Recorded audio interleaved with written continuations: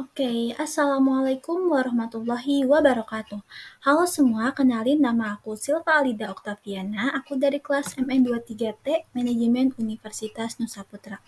Nah, kali ini aku akan bagikan materi terkait analisis regresi linear berganda menggunakan SPSS dengan data kuesioner.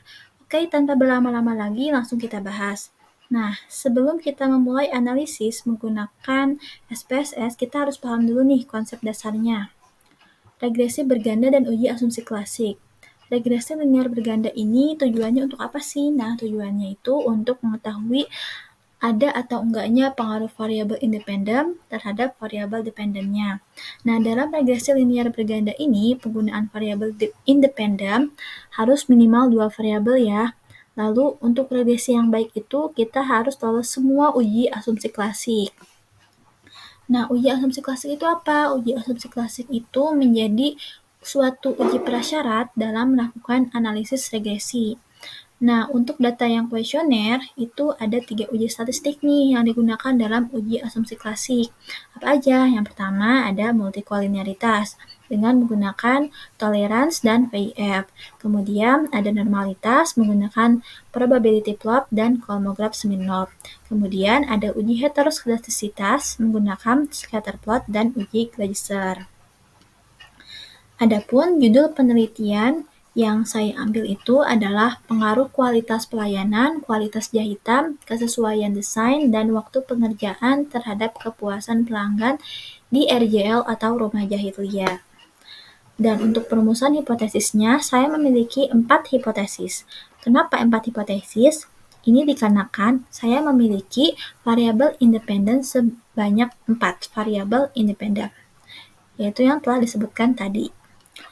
Dan hipotesisnya ini diduga berpengaruh signifikan terhadap kepuasan pelanggan yang menjadi variabel Y. Oke, langsung saja saya akan melakukan analisis data nih menggunakan program SPSS. Nah, oke, di sini sudah ada ya tabulasi data yang sudah saya sediakan mulai dari X1, X2, X3, X4 dan juga variabel Y. Oke, langsung saja. Yang pertama, tadi kan sudah kita bahas nih, kita lakukan uji asumsi klasiknya terlebih dahulu. Nah, lalu kita langsung pilih menu Analyze. Nah, lalu setelah itu kita pilih Regression. Oke, langsung kita pilih Linear. Nah, di sini sudah muncul kotak dialog ya. Pindahkan variabel Y, ke kolom Dependent. Kita pindahkan semua variabel X ke kolom independen. Oke, sudah. Lalu kita bisa klik statistik.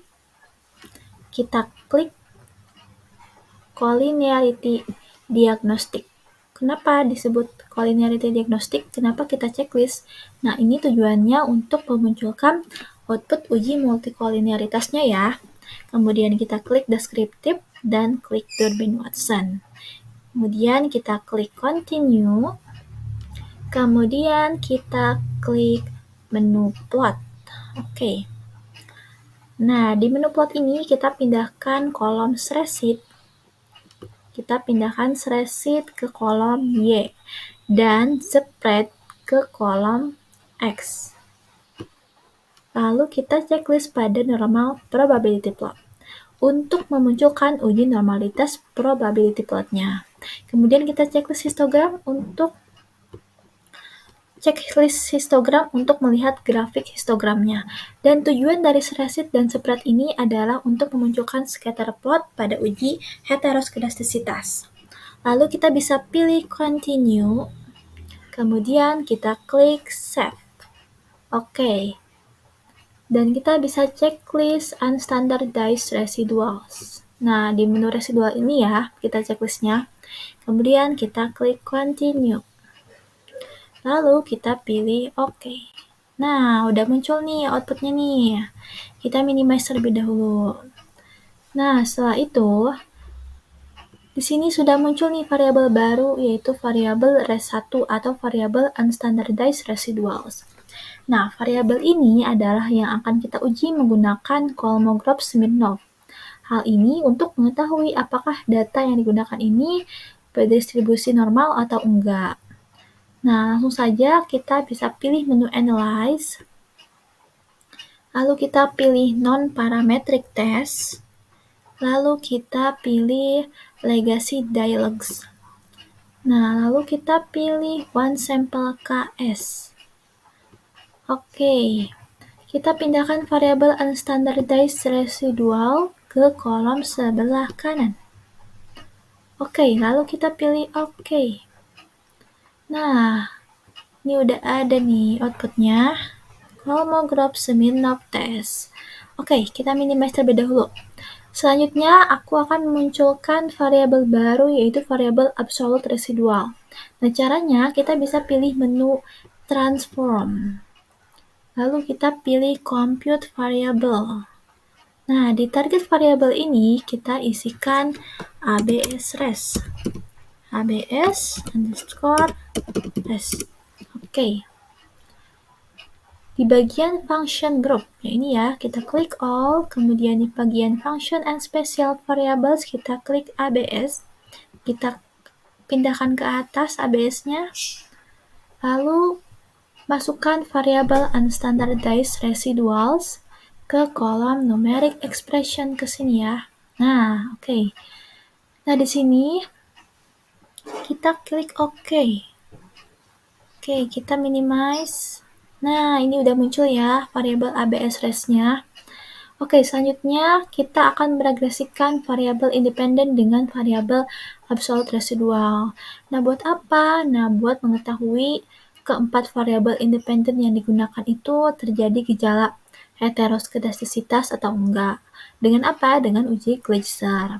Nah, caranya kita bisa pilih menu Analyze, lalu kita klik Regression, kita pilih Linear.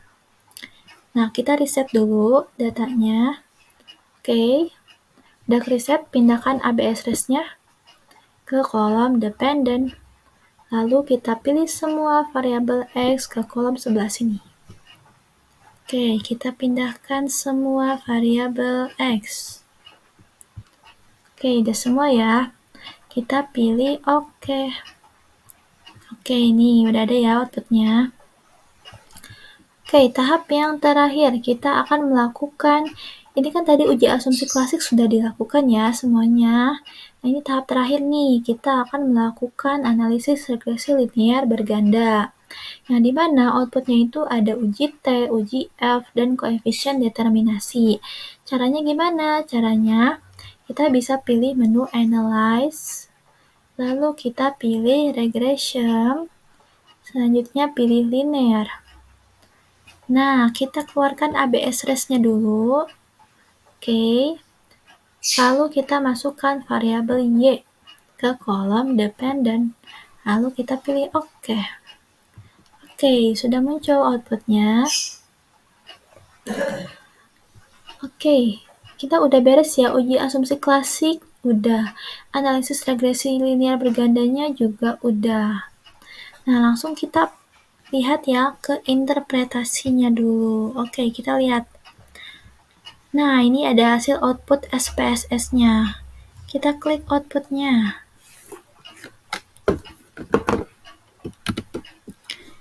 Nah, ini ada output SPSS dan interpretasi uji asumsi klasiknya terlebih dahulu ya. Oke, kita bahas yang pertama. Untuk uji multikolinearitas. Nah, kita bisa lihat nih, uji ini dilakukan untuk menguji adanya tingkatan yang kuat antara variabel independen. Nah, outputnya yang mana? Outputnya adalah koefisien ini.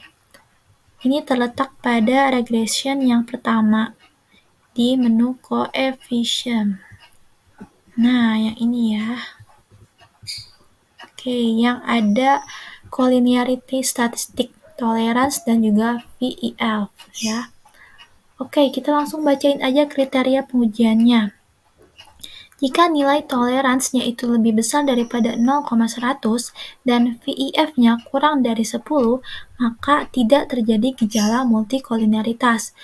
Oke, kita langsung aja ya bahas data yang kita punya. variabel independen pada nilai toleransi ini, semua variabel independennya ini lebih dari 0,100 ya. Kemudian di VIF ini semuanya kurang dari 10. Maka kita bisa simpulkan asumsi untuk multikolinearitas ini sudah terpenuhi ya, atau tidak terjadi gejala multikolinearitas. Oke. Setelah itu kita lihat uji normalitas. Kita lanjut nih. Normalitas ini untuk mengetahui apakah datanya berdistribusi normal atau enggak. Oke, kita langsung lihat aja uji normalitasnya ini di bagian probability plot dan juga histogramnya ya, yang sudah ada di output. Oke, nah ini sudah ada histogram dan normal probability plot. Kita langsung aja analisis datanya. Nah, sebaran data, kita lihat datanya ini menyebar mengikuti garis diagonal. Maka kita bisa simpulkan nih bahwa datanya ini berdistribusi normal. Kemudian untuk grafik histogramnya, kita bisa lihat grafik yang simetris dan bergelombang. Nah, ini indikatornya bahwa data itu berdistribusi normal. Oke, menggunakan probability plot dan histogram sudah normal, kita lanjut ke uji normalitas Kolmogorov-Smirnov. Nah, tadi kan sudah menghasilkan Kolmogorov-Smirnov ya tadi. Oke, di sini. Nah, ini sudah muncul Kolmogorov-Smirnov. Nah, fungsinya apa? Fungsinya buat meyakinkan bahwa data itu berdistribusi normal pada uji normalitas. Dan kriterianya adalah jika nilai sigma totalnya itu lebih besar daripada 0,05, maka kita bisa simpulkan nih data berdistribusi normal. Lalu, kita bisa lihat data analis datanya, sig totalnya itu 0,120. Nah, ini menandakan lebih besar daripada 0,05 ya. Maka kita bisa simpulkan nih data ini berdistribusi normal karena nilai signifikansinya lebih besar daripada 0,05. Oke, kita lanjut ke uji berikutnya. Ada uji heteroskedastisitas. Nah, ini untuk mengetahui apakah data itu bersifat homogen atau enggak. Data yang baik itu harus nunjukin homoskedastisitas dan tidak terjadi heteroskedastisitas ya. Nah, kita cek uji heteroskedastisitas menggunakan scatter plot. Kita lihat, tidak ada pola yang jelas ya di sini. Sebaran datanya juga menyebar di atas dan di bawah angka 0. Nah, di sini angka 0, di bagian atas 0, dan di bagian bawah 0.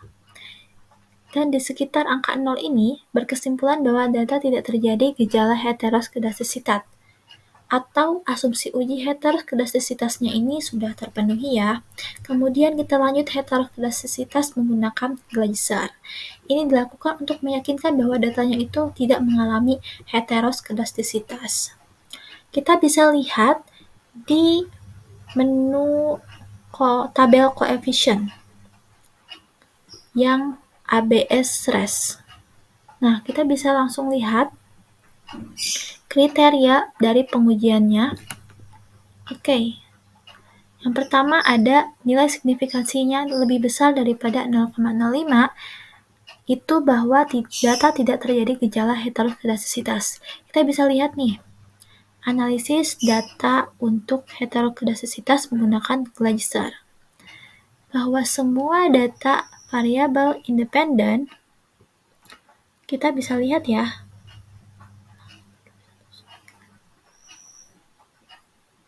nah, datanya ini semuanya lebih besar daripada 0,05. Oke. Di menu koefisien. Nah, ini variabel kualitas pelayanannya itu memiliki nilai signifikansinya sebesar 0, ini semuanya lebih besar daripada 0,05 ya. 0,602, 0,219, 0,088, 0,231, dan 0,352. Oke.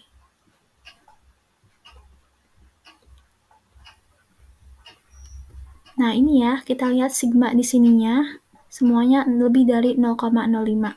Berarti kita bisa simpulkan bahwa semua nilai signifikansinya lebih besar dari 0,05 dan tidak terjadi gejala heterodidaktikitas, bahwa asumsi uji ini sudah terpenuhi. Nah, langsung saja.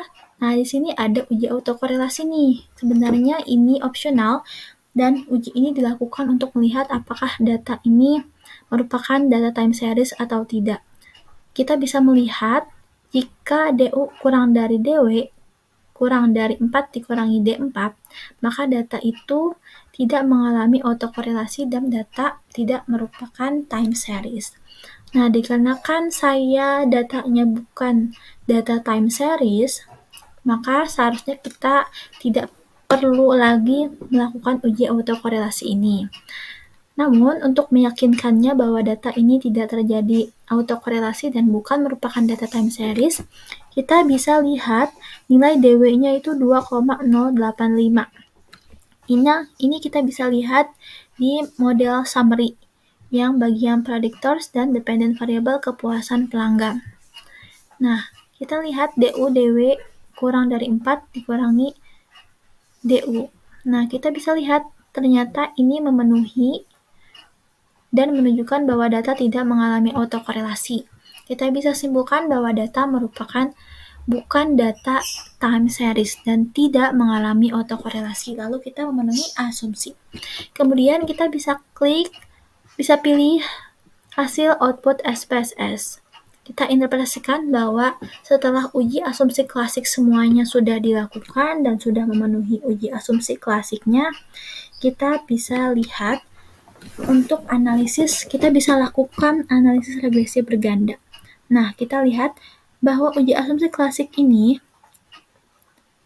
analisis regresi ini bertujuan untuk mengetahui ada atau enggaknya pengaruh variabel independen terhadap variabel dependen. Nah, dikarenakan semua uji asumsi klasik sudah terpenuhi, lalu kita bisa lakukan analisis regresi bergandanya dengan menggunakan beberapa uji, yaitu ada 3 uji ya.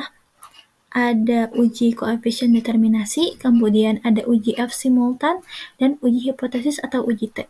Yang pertama kita bisa lihat yaitu koefisien determinasi. Nah, diketahui jika adjusted R-square-nya, ini bagian predictors, adjusted R-square-nya ini sebesar 0,724, maka memiliki arti bahwa semua variabel independen ini memberikan sumbangan pengaruh secara simultan atau bersama-sama sebesar. Kita lihat di sini 0,724. Maka kita bisa simpulkan sebesar 72,4% terhadap variabel kepuasan pelanggan ini memberikan sumbangan pengaruh secara simultan atau bersama-sama. Dan sisanya, yaitu 27,6%, itu dipengaruhi oleh variabel lain di luar penelitian ini. Oke, langsung ke uji berikutnya. Uji F simultan. Kita lihat di output ANOVA. Di bagian dependent variable kepuasan pelanggan dan predictors. Nah, kriteria pengujiannya itu, jika nilai signifikansinya itu kurang dari 0,05, maka berkesimpulan bahwa variabel independennya itu berpengaruh secara signifikan, secara simultan, atau bersama-sama terhadap variabel dependen.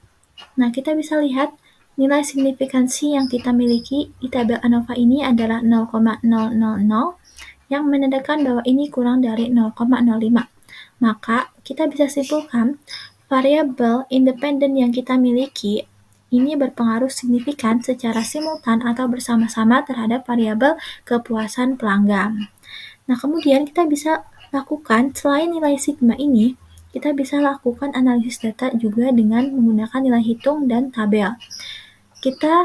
Untuk kriterianya adalah nilai F hitung jika lebih besar daripada F tabel, maka ini variabel independennya secara simultan berpengaruh terhadap variabel dependen. Untuk rumus mencari F tabel ini adalah K dan N min K. Kita bisa lihat bahwa variabel independen yang kita miliki ada 4, kemudian jumlah datanya ada 50, dikurangi jumlah variabel independen. Diperoleh 4 dan 46.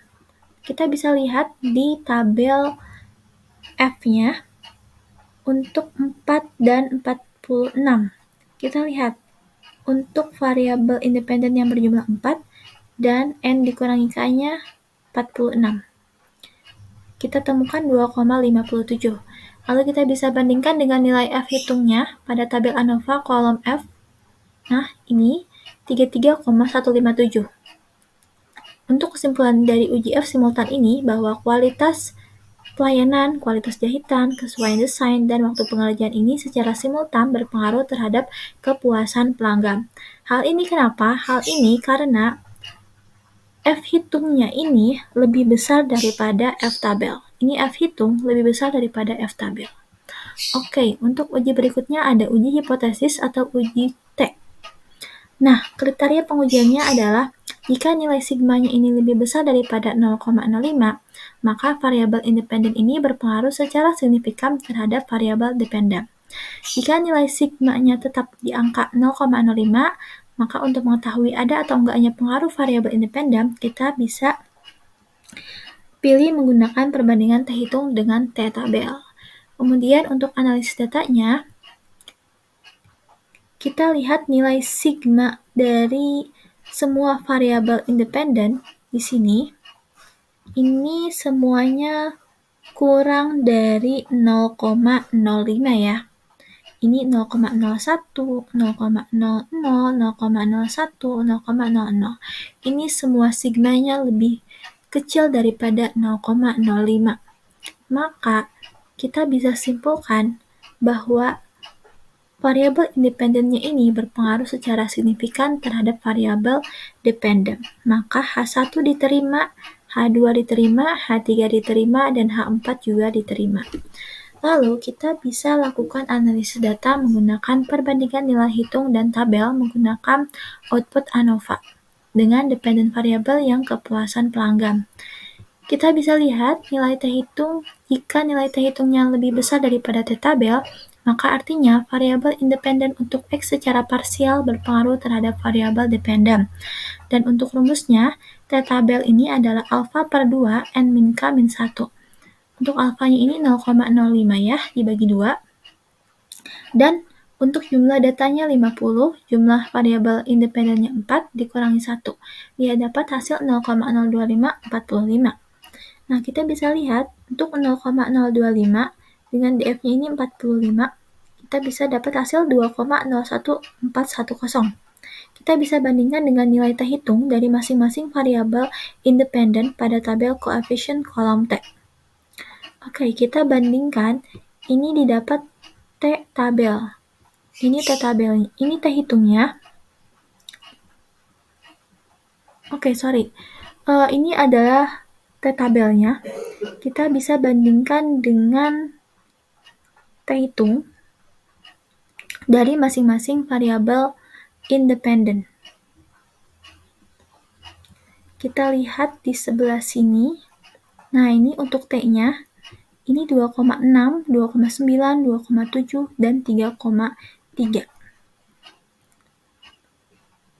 Nah, kita bisa simpulkan bahwa jika T hitungnya ini lebih besar daripada T tabel, ini kan T tabelnya 2,01. Kita lihat di sini. Ini semuanya lebih besar daripada 2,01 untuk T hitungnya dari setiap variabel independen ini. Lalu kita bisa simpulkan bahwa semua variabel independen ini berpengaruh positif terhadap Y menggunakan uji T parsial atau masing-masing dari variabelnya berpengaruh positif terhadap Y. Lalu kita bisa mendapatkan persamaan regresi linear berganda dengan rumus sebagai berikut. Lalu kita bisa dapatkan untuk Y-nya ini adalah minus 10,875. Oke, ini kita bisa lihat untuk persamaan regresi linear berganda ini dengan menggunakan output SPSS-nya. Oke, kita lihat di bagian menu koefisien. Oke, koefisien di regresi yang ketiga.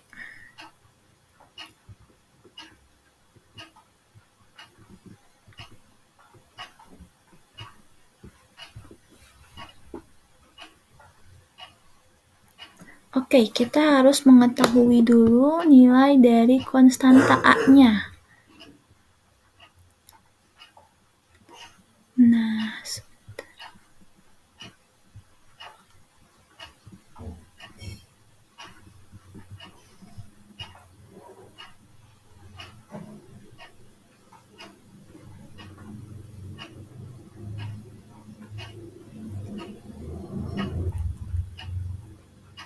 oke, kita bisa lihat persamaan agresi linier bergandanya. Kita pilih sebentar. Nah, ini ya koefisien di regresi yang ketiga. Oke, untuk persamaan regresi linier berganda ini, kita lihat untuk nilai A atau konstanta. Kita lihat di sebelah sini, konstantanya ini adalah minus 10,875. Lalu kita lihat untuk B1.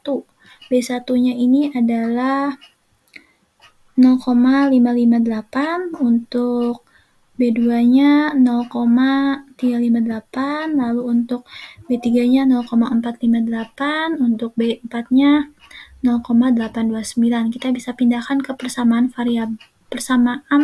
regresi linear bergandanya dengan masing-masing variabel dimasukin ke X1, X2, X3, dan X4. Nah, kita bisa lihat analisis persamaan regresinya adalah jika nilai konstantanya ini sebesar min 10,875. Ini memiliki arti bahwa semua variabel independen ini diasumsikan jika nilainya 0 atau konstan, maka nilai variabel dependen ini bernilai minus 10,875. Kemudian, koefisien regresi variabel kualitas pelayanan ini bernilai positif ya, tadi dilihat 0,558. Ini bahwa apabila terdapat kenaikan sebanyak 1%, variabel kualitas pelayanan akan menyebabkan kenaikan pada kepuasan pelanggan sebesar 0,558. Kemudian untuk kualitas jahitan nilainya positif juga 0,358. Jika mengalami kenaikan 1% pada variabel ini, maka menyebabkan kenaikan kepuasan pelanggan sebesar 0,358. Kemudian untuk nilai koefisien pada variabel kesesuaian desain yang bernilai positif juga 0,458. Jika terdapat kenaikan 1% pada variabel ini, maka akan menyebabkan kenaikan pada variabel Y sebanyak 0,458. Untuk variabel waktu pengerjaan bernilai positif juga sebesar 0,829. Memiliki arti bahwa jika ada kenaikan 1% pada variabel ini, maka menyebabkan kenaikan pada kepuasan pelanggan sebanyak 0,829. Nah, ini untuk kesimpulan yang kita dapat. Kita memenuhi uji asumsi multikolinearitas. Cek, kita memenuhi uji normalitas bahwa data berdistribusi normal ya tadi menggunakan histogram dan juga menggunakan probability plot. Kemudian kita menggunakan normalitas Kolmogorov-Smirnov juga. Oke, di sini ada kita memenuhi uji normalitas cek, kemudian kita memenuhi asumsi heteroskedasitas cek. Ini tidak mengalami heteroskedasitas ya, dengan menggunakan scatter plot yang sudah tadi ditampilkan. Lalu kita memenuhi uji Gleiser juga karena nilai signifikansinya lebih besar daripada 0,05. Oke, ini tidak terjadi gejala heteroskedastisitas.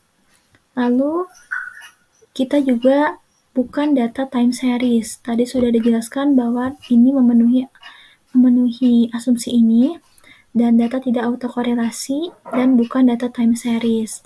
Kemudian setelah kita lakukan uji asumsi klasik, kita langsung melakukan analisis regresi linear berganda dengan uji koefisien determinasi di mana adjusted R-square-nya ini 0,724 dan didapat sebanyak 72,4% memberikan sumbangan pengaruh secara bersama-sama terhadap variabel kepuasan pelanggan. Lalu kita menggunakan uji F untuk analisis regresi ini, di mana nilai signifikansinya ini kurang dari 0,05.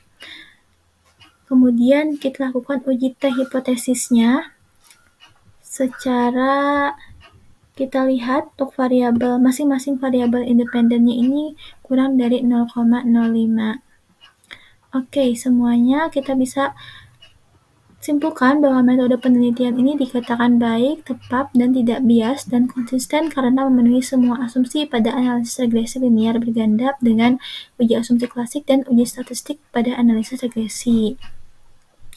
Nah, kita bisa lihat bahwa berdasarkan hasil pembahasan dan penelitian ini, semua variabel independen ini memiliki pengaruh terhadap kepuasan pelanggan atau variabel Y ya pada usaha jasa rumah jahit Lia.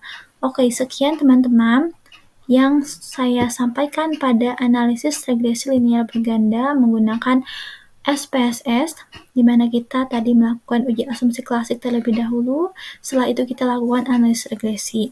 Sekian, terima kasih semua. Wassalamualaikum warahmatullahi wabarakatuh. Sampai jumpa lagi.